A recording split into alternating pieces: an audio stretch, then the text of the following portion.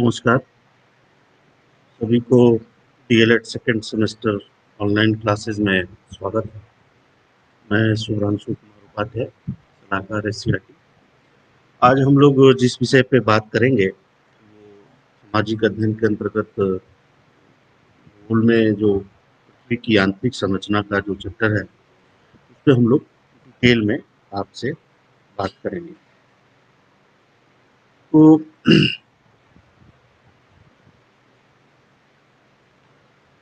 जैसा कि इस चित्र में ये दिख रहा है, इसको हम लोग और एक्सप्लेन करेंगे। तो पृथ्वी की जो आंतरिक संरचना है वो समय समय पर विभिन्न वैज्ञानिकों ने उसकी खोज की। पृथ्वी की आंतरिक संरचना के संगठन क्या है, उसका घटक क्या है, कौन कौन से एलिमेंट्स हैं उसमें, किसकी कितनी मात्रा है, क्या घनत्व है। तो अगर इसको हम इस तरह से समझने की कोशिश करें कि विभिन्न पहलुओं के बारे में हमने बहुत सारी जानकारी एकत्रित संग्रहित कर ली है, लेकिन पृथ्वी का जो अन्वेषण और सर्वेक्षण करने के साथ भी हम नक्शा भी बना सकते हैं। वैज्ञानिकों ने चट्टानों का भी विश्लेषण किया है, किंतु पृथ्वी के जो आंतरिक भाग के संदर्भ में प्रत्यक्ष अवलोकन नहीं किए जा सकते। ये कुछ साक्ष्यों के आधार पर हम समय समय पर विभिन्न धारणाओं को प्रस्तुत करते हैं और इस पे अभी भी अनवरत खोज जारी है। बहुत सारे ऐसे साइंटिस्ट इस पे लगे हुए हैं कि पृथ्वी के आंतरिक भाग की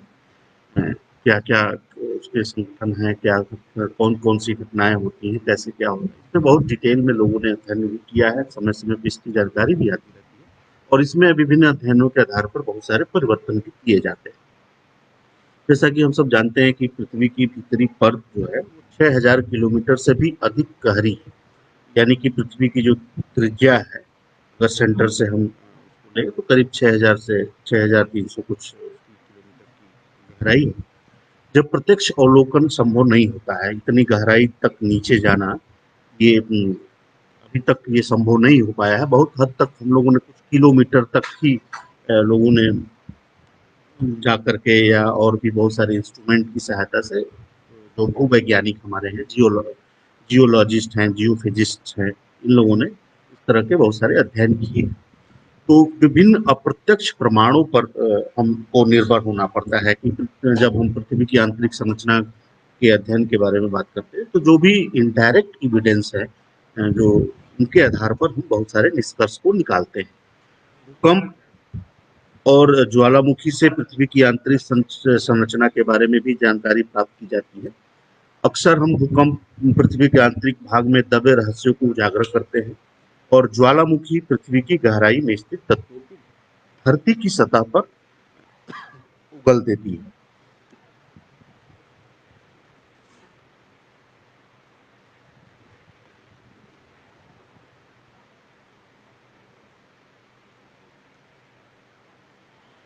तो भूकंपी तरंगों की संचरण की गति में पृथ्वी की विभिन्न परतों के अनुसार परिवर्तन होते रहता है। इस प्रकार पृथ्वी की जो विभिन्न परतें हैं, कौन कौन सी परतें हैं, इस पे हम लोग बात करेंगे और उनके बारे में डिटेल भी आगे आगे की स्लाइड्स में हम चर्चा करेंगे। इस प्रकार हम पृथ्वी के विभिन्न परतों से गुजरने वाली जो भूकंपी तरंगे हैं, तरंगों की गति को मापते हैं और वैज्ञानिकों के पृथ्वी के आंतरिक भाग के अध्ययन करने में सहायक होती है। तो वैज्ञानिकों द्वारा पृथ्वी के घूर्णन और पृथ्वी के विभिन्न भागों के गुरुत्व में अंतर का भी अध्ययन किया जाता है। वे चांद, पृथ्वी का जो एकमात्र प्राकृतिक उपग्रह है, के आकर्षण प्रभाव से सागरों में होने वाली ज्वार नामक परिघटना का भी अवलोकन करते हैं। वैज्ञानिकों ने पृथ्वी के आंतरिक भाग से संबंधित कुछ सिद्धांतों को व्यवस्थित किया है, जिनकी सहायता से वे पृथ्वी के आंतरिक भाग में उपस्थित माहौल को कृत्रिम रूप से बनाने का प्रयत्न करते हैं। वे ऐसा इसलिए करते हैं ताकि पृथ्वी के आंतरिक भाग की गतिविधियों को समझ सकें। इस प्रकार के कुछ अध्ययनों के आधार पर वैज्ञानिकों ने पृथ्वी के आंतरिक क्षेत्र के बारे में एक टेंटेटिव चित्र भी विकसित किया है। जैसे जैसे पृथ्वी के आंतरिक भाग से संबंधित नई नई सूचनाएं प्राप्त होती जाती हैं, हम पुराने विचारों के में सुधार होता है। तो विज्ञान, पृथ्वी का जो विज्ञान है आंतरिक संरचना को लेकर के, जिसमें जियोलॉजी के साइंटिस्ट, जियोफिजिक्स बहुत सारे शोध और अध्ययन करते रहते हैं। तो जैसे-जैसे हम नए ज्ञान को प्राप्त करते हैं, तो पुरानी जो धारणाएँ हैं, अवधारणाएँ हमारी बनी हुई हैं, उसमें हम सुधार भी करते जाते हैं। अभी भी बहुत ऐसा वास्ट एरिया बचा हुआ है, जिसके बारे में हम में अभी तक बहुत ठोस कुछ ज्ञात नहीं। कुछ परिणामों की सत्यता को लेकर भी कभी-कभी डाउट्स भी होते हैं, फिर उसमें एक्सपेरिमेंट चलते हैं, फिर एक नए तथ्य की खोज होती है। उदाहरण के लिए जैसे हम पृथ्वी की परतदार संरचना और पृथ्वी की आंतरिक कोर का ठोस होना हम लोगों ने अभी एक्सेप्ट कर लिया है। किंतु अभी भी कुछ सिद्धांत पूर्णतः स्वीकारे नहीं गए हैं और ये नए ज्ञान द्वारा सत्यापन की प्रक्रिया से में गुजरते हैं। अब हम इस चित्र के माध्यम से आपको बताने की कोशिश करेंगे, जैसा कि हमने पहले भी कहा है कि पृथ्वी की जो संरचना वो परतदार है, यानी कि जो 3 प्रमुख परतें हैं, उनसे मिलकर के हमारी पृथ्वी बनी हुई है।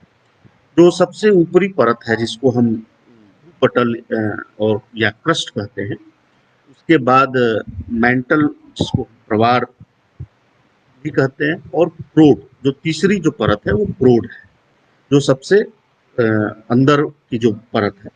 तो ये जैसा इस चित्र में आप स्पष्ट रूप से देख रहे होंगे कि 3 प्रमुख परतों में हम लोगों ने पृथ्वी की जो परत है वो 3 प्रमुख भागों में विभाजित है।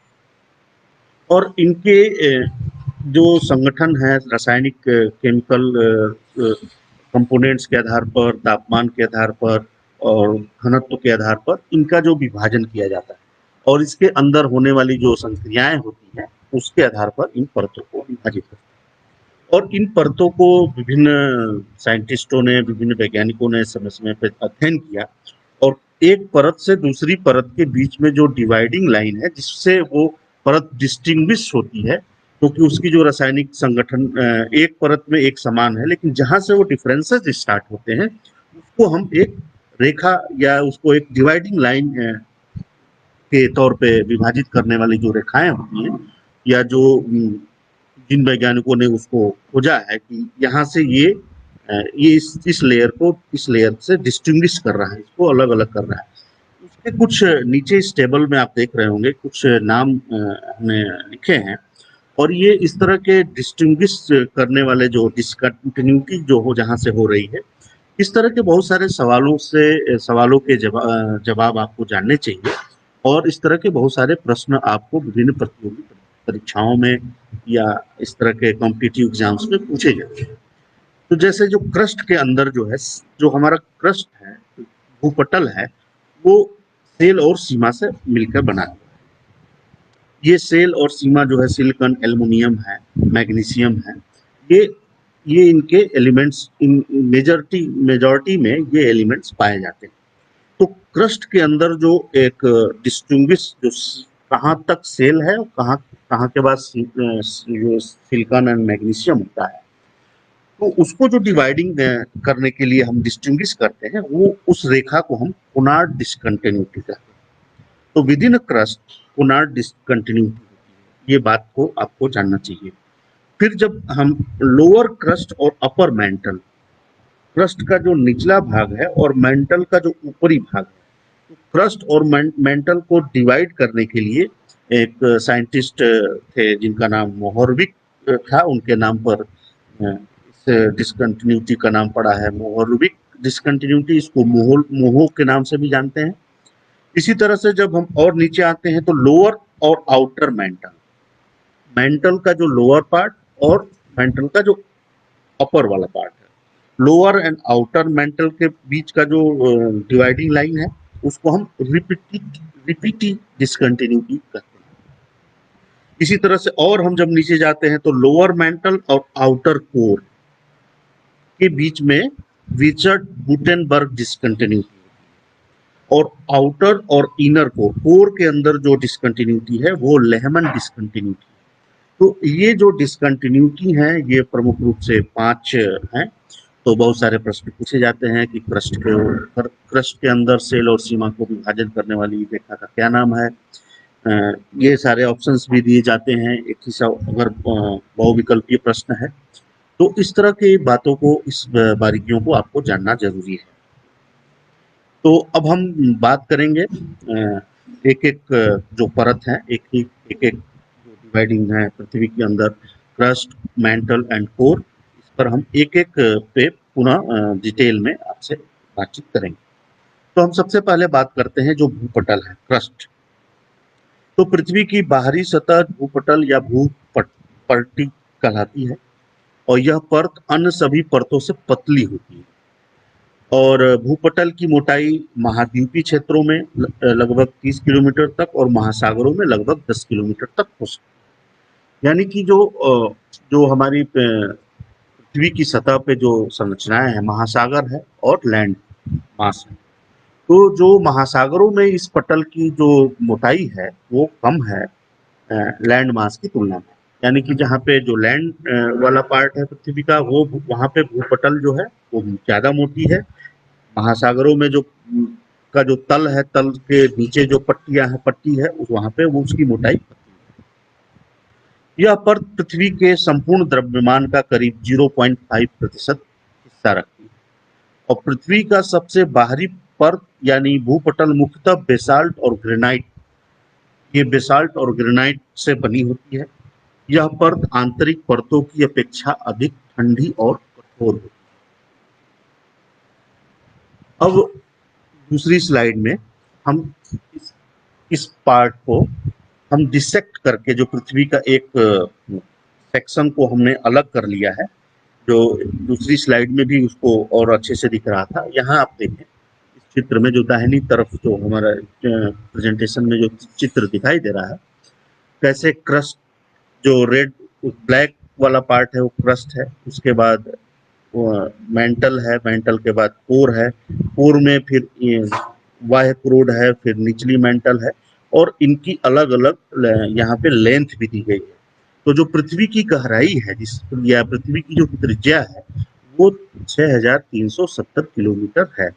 तो विभिन्न अलग अलग क्रूड पे अलग अलग जो परतें हैं उनकी क्या क्या यहाँ पे कितनी गहरी, इतने गहराई पे जाने के बाद क्या मिलेगा, कोर की का गहराई कितनी है, कोर में आंतरिक क्रूड का क्या है, बाह्य क्रूड कहाँ तक से स्टार्ट होता है, और ये कौन कौन सी रेखाएं यहाँ पे आप देख रहे होंगे, कौन कौन से उसके विभाजक हैं, इसके बारे में भी यहाँ पे दिया हुआ है। फिर इनके घनत्व भी दिए गए हैं। जैसा आप देख रहे होंगे कि पृथ्वी के क्रस्ट पे जो 2.90 इसका घनत्व है, और जैसे जैसे नीचे जाते हैं आप और अंदर की तरफ पृथ्वी की गहराई में आप उतरते जाते हैं तो घनत्व भी बढ़ते जाता है। तो जैसा कि इस चित्र में भी स्पष्ट रूप से दिख रहा है कि क्रस्ट क्रस्ट की क्या कितनी गहराई है, और ये अलग अलग स्थानों पर अलग अलग इसकी गहराई है। जो महाद्वीपीय भाग हैं वहाँ पे उसकी गहराई ज़्यादा है, महासागरीय भागों में जहाँ पे है वहाँ पे ये पतली है। तो पृथ्वी की जो भूपटल परत है वो जीवमंडल, जलमंडल और वायुमंडल को सजे हुए। ये जो तीन प्रमुख मंडल हैं, जीवमंडल, जलमंडल और वायुमंडल, ये पृथ्वी का जो स्थल मंडल है, भूपटल जहाँ पे है, इससे मिल करके इसी के ऊपर सारी ये गतिविधियां हो रही हैं। तो पृथ्वी पर जीवन रूप से भूपटल की गहराई से निचले वायुमंडल तक फैले हुए जीवमंडल क्षेत्र में विद्यमान है। लगभग 1000 किलोमीटर की ऊंचाई तक पृथ्वी के चारों ओर गैसों का घेरा है, जिसे हम वायुमंडल कहते हैं। वायुमंडल जलमंडल को समुद्रों, सागरों, झीलों, हिमनदों आदि स्रोतों सहित धरती की सतह पर उपलब्ध समस्त जल क्षेत्र के रूप में परिभाषित किया जाता है। ये सारी बातें हमने डिटेल में पूर्व की कक्षाओं में आपके साथ साझा की है। स्थल मंडल, जलमंडल, जीवमंडल, वायुमंडल, इसके बारे में डिटेल में हम लोगों ने बातचीत कर ली। तो अब महासागरीय और महाद्वीपीय भूपटल और उनके संगठन, घनत्व और मोटाई के अनुसार भिन्न भिन्न है। तो जैसा कि हमने कहा कि महासागरीय भूपटल अपेक्षाकृत नवीन है और इसका कोई भी हिस्सा 20 करोड़ वर्ष से अधिक पुराना नहीं है। तो महासागरीय भूपटल का निर्माण प्रवार के पदार्थों से लंबी दरारों, रिफ्ट, जिनके फैलते कटक या पर्वत श्रेणियां से के लिए जाना जाता है, के भीतर लगातार होता रहता है। जैसा कि हमने जब माउंटेन वाला कक्षा जिसमें पहाड़ों के बारे में बात की थी, हिमालय, तो मैंने एक बात कही थी कि समंदर के अंदर भी बहुत सारे रिज हैं, बहुत सारे रिफ्ट हैं, बहुत सारे चेन ऑफ माउंटेन की एक बड़ी श्रृंखलाएं हैं। तो उसकी सतह से और उनकी ऊंचाई अगर हम पृथ्वी के समंदर के तल से और पानी के ऊपर की ऊंचाई और नीचे की ऊंचाई तक पूरी ऊंचाई को देखें तो ऐसे ऐसे भी पहाड़ हैं जिनकी ऊंचाई माउंट एवरेस्ट से भी ज्यादा है। तो एक पहाड़ों की अच्छी श्रृंखलाएं, बहुत सारे रिज, बहुत सारे तो आपको महासागरों में भी मिलते हैं और वहाँ पे भूकंप भी आते हैं, जिससे ज्वालामुखी के भी बहुत सारे उद्गार होते हैं, बहुत सारे एक्टिव ज्वालामुखी भी हैं। लास्ट में हम ज्वालामुखी के बारे में भी आपसे बातचीत करेंगे। तो इस तरह की बहुत सारी जो आकृतियां हैं, भौतिक आकृतियां हैं, वो विविधता लिए हुए है। पृथ्वी के ऊपर बहुत सारी ऐसी आकृतियां हैं, बहुत सारी भू आकृतियां हैं जिनके बारे में हम अभी बहुत सारी चीजों को नहीं जानते हैं। तो एक महासागर के अंदर विशाल क्षेत्र में फैली हुई ऐसी आकृतियां हैं, विशाल क्षेत्र है महासागरों का, उसके तल की बनावट, उसके अंदर नीचे महासागर की बनावट, उसके अंदर जो भौतिक आकृतियां हैं उसकी भिन्न आकृतियों से मिलकर बना है। पहाड़ हैं, रिज हैं, रिफ्ट हैं। तो इस तरह के बहुत सारे जो भू आकृतियां हैं वो महासागरों में फैली हुई हैं। तो भूपटल के कुल द्रव्यमान का केवल 30% भाग ही रखने वाला महासागरीय भूपटल पृथ्वी सतह का लगभग 61% भाग घेरे हुए। ये बात यहाँ पे जानना आपको बहुत जरूरी है। और जो पृथ्वी के कंपोनेंट्स हैं, जो विभिन्न 3 परतें हैं, उनके बारे में जानिए। कौन सी परत, किस परत के बीच में कौन सी डिवाइडिंग लाइन है, उसके क्या नाम है, उनके घनत्व क्या है, कितनी गहराई के बाद मेंटल स्टार्ट होता है, कितनी गहराई के बाद कोर स्टार्ट होता है, पृथ्वी की त्रिज्या कितनी है। ये सारे कुछ सवाल हैं जिनके प्रश्नों के उत्तर आपको अपने जो रेफरेंस बुक हैं और भी बहुत सारी प्रतियोगी परीक्षाओं के लिए जो किताबें हैं उसमें डिटेल में मिलते हैं और इस तरह के बहुत सारे सवाल भी आपसे पूछे जाते हैं।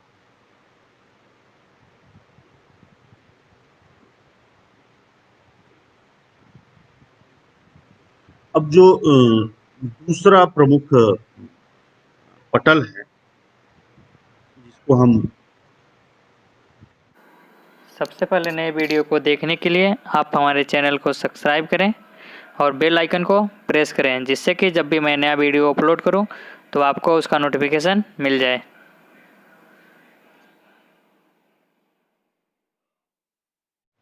मेंटल के नाम से जानते हैं, जिसको हम प्रवार कहते हैं, वो पृथ्वी के कुल द्रव्यमान का लगभग 70% हिस्सा रखने वाला प्रवार क्षेत्र मोटी चट्टानों से बना होता है। तो भूपटल से नीचे और क्रोड के ऊपर स्थित होने वाला जो प्रवार क्षेत्र है लगभग 3480 किलोमीटर गहरा होता है। इसको आप पिछली स्लाइड में एक जो डिसेक्शन किया हुआ था उसमें स्पष्ट रूप से वो चीज दिखाई दे रहा था। प्रवार परत जो होती है वो मुख्यतः लौह और मैग्नीशियम सिलिकेट से बनी होती है। तो इसका जो मेजर कंपोनेंट्स एलिमेंट है इसमें लोहा, मैग्नीशियम सिलिकेट है। और भूपटल की मुख्य संरचना जो है उसमें आपने देखा कि उसके क्या क्या क्या कंपोनेंट है। तो भूपटल जो है वो मुख्य रूप से बेसाल्ट और ग्रेनाइट से मिलकर बनी है और जो मेंटल है वो लौह और मैग्नीशियम सिलिकेट से मिलकर बनी है।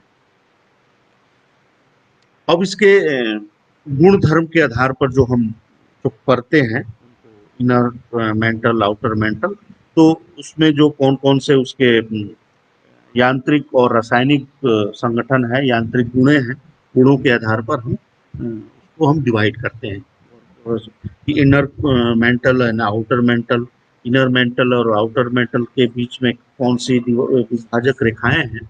तो जो विभाजन का जो क्राइटेरिया है उसमें हम रासायनिक और यांत्रिक संगठन के आधार पर, जब जैसे टेम्परेचर भी अलग अलग हैं, अलग अलग परतों के तापमान अलग अलग हैं, उनकी अवस्थाएं अलग हैं, कहीं ठोस है, कहीं द्रव है, कहीं सेमी लिक्विड के रूप में है।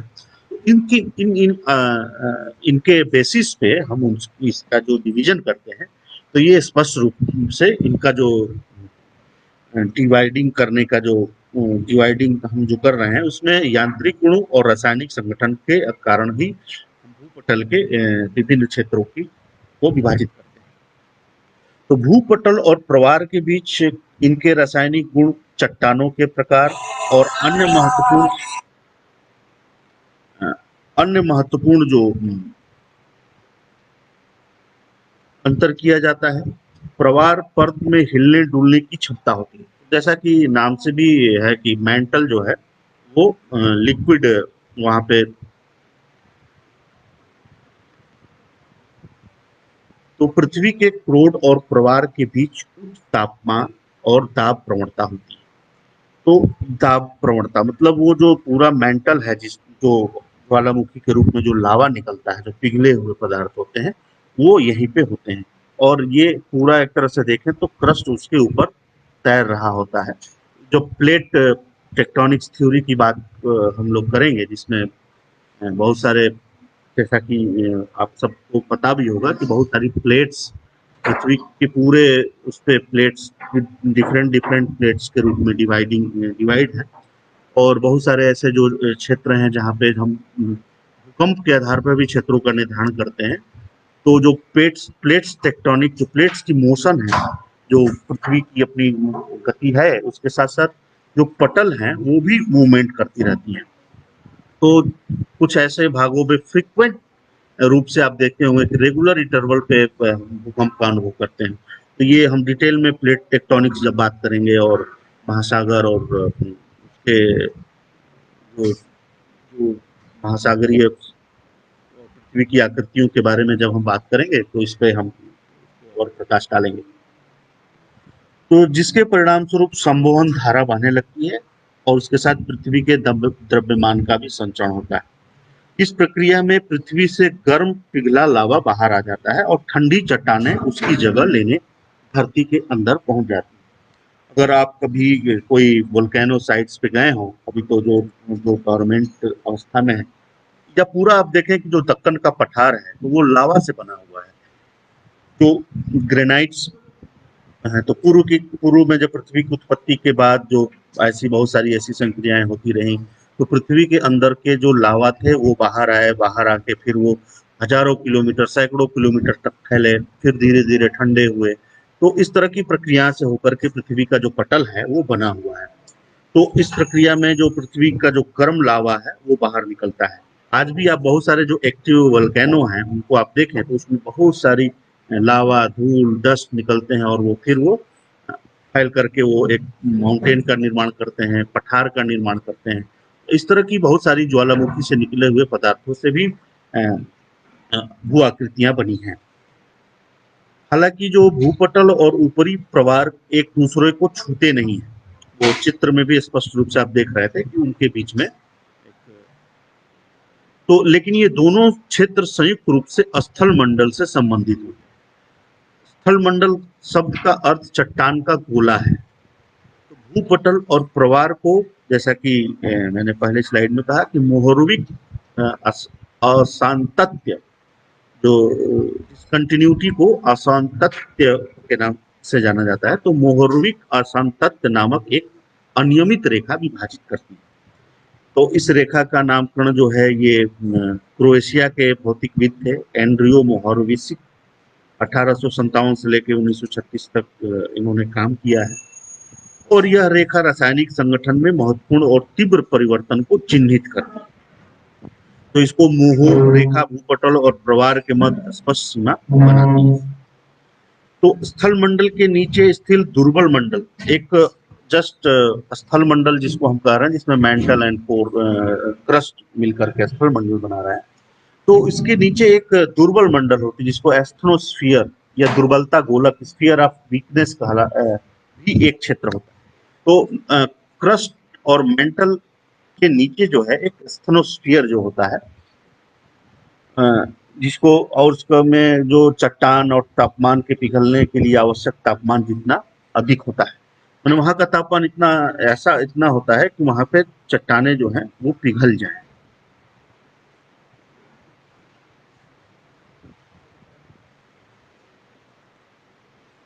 अब जो तीसरी प्रमुख संरचना जो परत है पृथ्वी की, वो जिसको हम क्रोड कहते हैं। तो बाहरी क्रोड मुख्यतः निकिल और लौह के मिश्र धातुओं से बनी है, जिसको हम निफ भी कहते हैं, निकिल और लौह मिश्र धातुओं से, और भीतरी क्रोड अधिकतर लौह तत्वों के यौगिकों से मिलकर बनी होती है। ऐसा माना जाता है कि पृथ्वी का जो चुंबकीय क्षेत्र है वो बाहरी तरल क्रोड से नियंत्रित होता है, और क्रोड परत की कुल मोटाई लगभग 3500 किलोमीटर मानी जाती है। तो जो क्रोड के जो भाग हैं वो मुख्य रूप से 3 भाग हैं, आंतरिक क्रोड, बाहरी क्रोड और आंतरिक और बाहरी क्रोड के मध्य में स्थित संक्रमण क्षेत्र। तो हम एक-एक करके इन पे बात करेंगे। तो बाहरी क्रोड की मोटाई लगभग 1600 किलोमीटर से अधिक होती है।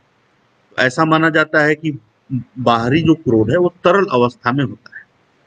लेकिन 1987 में संयुक्त राज्य अमेरिका के कैलिफोर्निया इंस्टीट्यूट ऑफ टेक्नोलॉजी के वैज्ञानिकों ने कंप्यूटर की सहायता से बाहरी क्रोड का एक नक्शा तैयार किया था, और इस नक्शे से यह पता चला कि क्रोड एक समान गोल सतह के रूप में नहीं है, बल्कि इसमें हजारों किलोमीटर तक फैली विशाल चोटियां और घाटियां होती हैं, जिनकी लंबवत ऊंचाई 3 से 10 किलोमीटर तक हो सकती है। तो ये अध्ययन कैलिफोर्निया इंस्टीट्यूट ऑफ टेक्नोलॉजी के वैज्ञानिकों ने किया।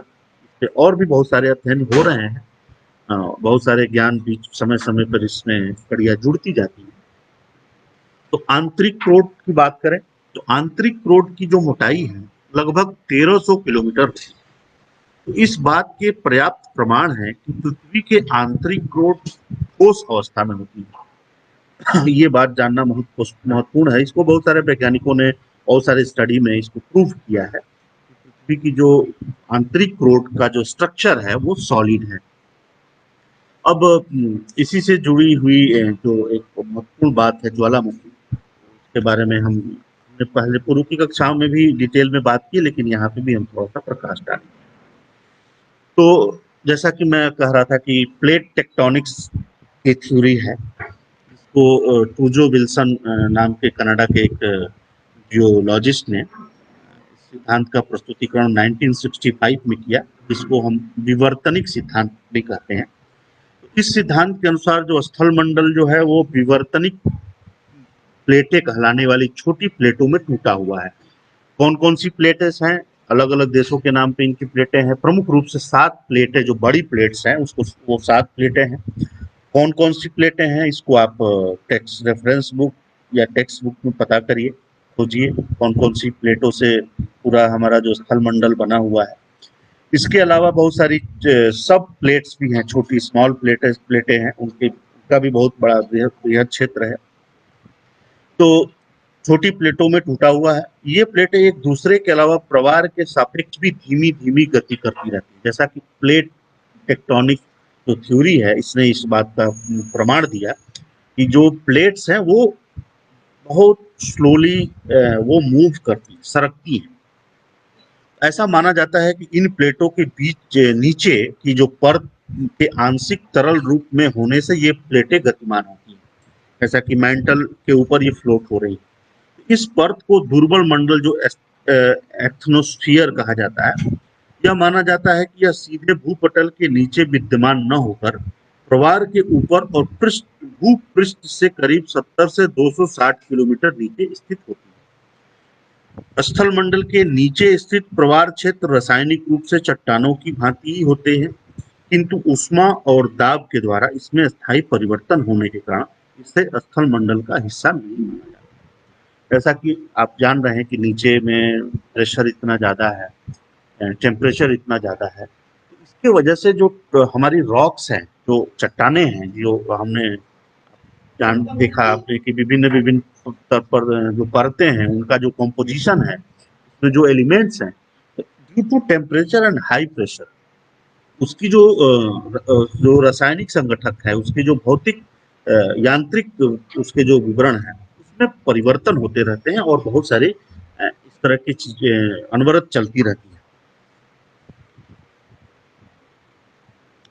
अब ज्वालामुखी जिसको हम तो ज्वालामुखी को परिभाषित करने के लिए हम ऐसा कह सकते हैं कि जो पृथ्वी की सतह पर उपस्थित ऐसी दरार या मुख होता है जिसमें पृथ्वी के भीतर का गर्म लावा, गैस, राख आदि बाहर आते हैं। तो ज्वालामुखी का जो उत्पत्ति है वोल्केनो, जिसको हम अंग्रेजी में वोल्केनो कहते हैं, इस नामकरण के पीछे का जो एक पृष्ठभूमि है वो ये है कि जो रोमन साम्राज्य के अंदर आग के देवता वोल्कैन के नाम पर इसका नाम वोल्केनो पड़ा है। तो ज्वालामुखी की उत्पत्ति इसलिए होती है क्योंकि पूरी पृथ्वी जो है 17 ठोस टेक्टोनिक प्लेट्स उसमें विभाजित है। और ये कौन सी ठोस टेक्टोनिक प्लेट्स हैं इसके बारे में आपको सर्च करना है, खोजना है, इनके नाम लिखने हैं। इस कारण से ज्वालामुखी का उद्भव होता है। वस्तुतः ज्वालामुखी की उद्भव वही होता है जहां पे दो प्लेट या तो एक दूसरे के विपरीत या एक दूसरे की तरफ सरकती हैं। हेड ऑन कोलिजन होगा या एक दूसरे से दूर जाने वाली प्लेटें होगी या पैरेलल जो प्लेटें चलती। ऐसे जो पृथ्वी पे धरातल पे चिन्हित क्षेत्र हैं, अगर आप देखें तो पैसिफिक ओशन में रिंग ऑफ फायर के नाम से एक क्षेत्र है जो अभी वो पूरा पैसिफिक रीजन जो जापान, फिलीपींस और इस तरह का जो क्षेत्र है वहाँ पे फ्रिक्वेंट अर्थक्वेक्स आते रहते हैं। तो क्यों आते हैं? क्योंकि वहाँ पे जो प्लेट्स है वो बहुत ज्यादा उसका मूवमेंट है, इसकी वजह से फ्रिक्वेंट ट्रिमर और हमारे अर्थक्वेक हम अनुभव करते हैं। इसी कारण से ज्वालामुखी का उद्भव होता है। वस्तुतः ज्वालामुखी की उद्भव वही होता है जहां दो प्लेट या तो एक दूसरे के विपरीत या एक दूसरे की तरफ सरकती है। हवाई द्वीप पर मौजूद मोना लोआ इस ग्रह पर सबसे बड़ा ज्वालामुखी। संयुक्त राज्य अमेरिका में सेंट हेलेंस सबसे सक्रिय ज्वालामुखी है, एक्टिव ज्वालामुखी। मंगल ग्रह पर ओलंपस मॉन्स और सौर मंडल में सबसे बड़ा ज्वालामुखी। ये यहाँ पे हम तीन प्रमुख बातें आपको बताई कि हवाई द्वीप पर मौजूद मोना लोआ इस ग्रह पर सबसे बड़ा ज्वालामुखी है, यानी कि पृथ्वी की सबसे बड़ा ज्वालामुखी जो है वो मोना लोआ है, जो हवाई में है, संयुक्त राज्य अमेरिका में। संयुक्त राज्य अमेरिका में सेंट हेलेंस सबसे सक्रिय ज्वालामुखी, यानी most active volcano is Saint Helens. सबसे बड़ा ज्वालामुखी जो बहुत बड़े बृहद क्षेत्र में फैला हुआ है वो मोना लोआ है। और इस सौर मंडल में सबसे बड़ा जो वोल्केनो है जो मंगल ग्रह पर है, इसको ओलंपस मॉन्स कहते हैं। तो ये तीन वोल्केनो हैं जिनको, तो ये एक तरह से बहुत ही महत्वपूर्ण प्रश्न है, इसको आपको जानना चाहिए। और इनका जो हम डिवाइड करते हैं ज्वालामुखी को विभिन्न प्रकार के रूप में, तो इनका प्रकार विभाजन जो है वो मुख्य रूप से इनके एक्टिवनेस के आधार पर है। तो और ये जो फ्रीक्वेंसी है, किस आवृत्ति पर ये ज्वालामुखी का उद्गार होता है। तो जैसे जो ज्वालामुखी सक्रिय ज्वालामुखी कहलाते हैं, जिनमें लावा, गैस या विखंडित पदार्थ सदैव निकलते रहते हैं, आज भी वो एक्टिव है, जागृत अवस्था में, ऐसे ज्वालामुखी को हम सक्रिय ज्वालामुखी कहते हैं। वर्तमान में विश्व के जागृत ज्वालामुखियों की संख्या 500 के लगभग बताई जाती है। इनमें प्रमुख हैं इटली के एटना और स्ट्रोम्बोली ज्वालामुखी, जो मोस्ट एक्टिव जागृत, आज भी इनको हम देख सकते हैं। और अभी कुछ सालों पहले आपने देखा, न्यूज में भी सुना होगा कि ज्वालामुखी के निकलने से इतना राख, डस्ट, और जिसकी वजह से पूरा जो वायु यातायात है वो बहुत प्रभावित हुआ था। पूरा यूरोप में डस्ट और धूल की वजह से बहुत सारे, 1 साल 2 साल पहले इस तरह की एक घटना न्यूज में आई थी। आज भी इन क्षेत्रों में एक्टिव है, जहाँ पे वहाँ पे लावा, राख, धुएं, डस्ट आज भी आप देख सकते हैं। तो जो स्ट्रोम्बोली ज्वालामुखी जो है वो मेडिटेरियन सी में सिसिली एक द्वीप है के उत्तर में लिपारी द्वीप पर स्थित है। सिसिली के उत्तर में लिपारी द्वीप पर स्थित है। इससे सदैव प्रज्वलित गैस निकला करती है और इसके आसपास का जो भाग है वो प्रकाशमान रहता है। इसके कारण इसको हम भूमध्य सागर का लाइट हाउस कहते हैं, प्रकाश स्तंभ कहते हैं। जैसे महासागरों सागरों में ये जो यातायात को कंट्रोल करने के लिए लाइट हाउस बनाए जाते हैं, उनको उस लाइट को देख करके जहाजों का आवागमन होता रहता है। तो उसी तरह से ये नेचुरल मेडिटेरियन सी में इस तरह के ज्वालामुखी निकलते हैं, तो इसको हम प्रकाश स्तंभ कहा जाता है। कुछ ज्वालामुखी उद्गार के बाद शांत पड़ जाते हैं तथा उन्हें पुनः उनके उद्गार के लक्षण नहीं दिखते हैं, पर अचानक उनमें विस्फोट या शांत उद्भेदन हो जाता है। ऐसे ज्वालामुखी को हम प्रसुप्त ज्वालामुखी कहते हैं। ये जो दूसरे प्रकार के ज्वालामुखी। तीसरा जो है वो शांत ज्वालामुखी है, जो विगत कई हजार वर्षों में ऐसा कोई प्रत्यक्ष प्रमाण जहाँ नहीं मिला है कि ये ज्वालामुखी अभी भी उद्गार होने की इसके संभावना है। ऐसे ज्वालामुखी को हम शांत ज्वालामुखी या यहाँ पे उद्गार पूर्णतया समाप्त हो जाता है और इसके मुख में जल आदि भर जाता है। इससे बहुत बड़ी झीलों का भी निर्माण होता है, जिसको वोल्केनिक लेक, तो वोल्केनों के द्वारा बने हुए गड्ढों में पानी भरने की वजह से बहुत बड़ी-बड़ी झीलें बन जाती हैं। तो इस तरह के बहुत सारे ऐसे फीचर्स भी क्रिएट होते हैं। तो इस प्रकार हमने आज पृथ्वी की आंतरिक संरचना और ज्वालामुखी के बारे में बात की। इससे जुड़े हुए जो पृथ्वी की आंतरिक संरचना के का चित्र आपको बनाइए, उसके विभिन्न परतों के बारे में विस्तार से लिखिए, कौन सी विभाजक रेखाएं हैं। तो इस तरह के बहुत सारे जो सवाल हैं। सबसे पहले नए वीडियो को देखने के लिए आप हमारे चैनल को सब्सक्राइब करें और बेल आइकन को प्रेस करें, जिससे कि जब भी मैं नया वीडियो अपलोड करूं तो आपको उसका नोटिफिकेशन मिल जाए।